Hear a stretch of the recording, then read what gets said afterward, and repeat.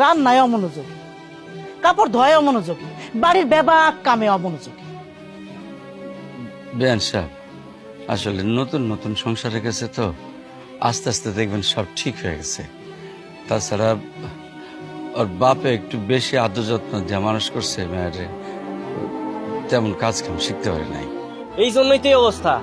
জন্মের পর যদি শিক্ষা বিচার না করে ঘরের কাম কাজ শিখাইতেন, তাহলে আজকে এই দিন দেখতে হতো না।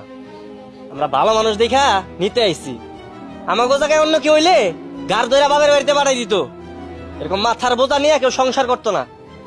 এই ময়না, চলো, এই নাটক বাদ দাও, বাড়িতে চলো।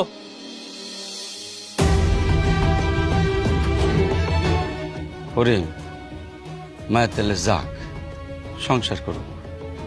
ও মা, তুই যা, রেডি হলো। না, ও কোথাও যাবে না।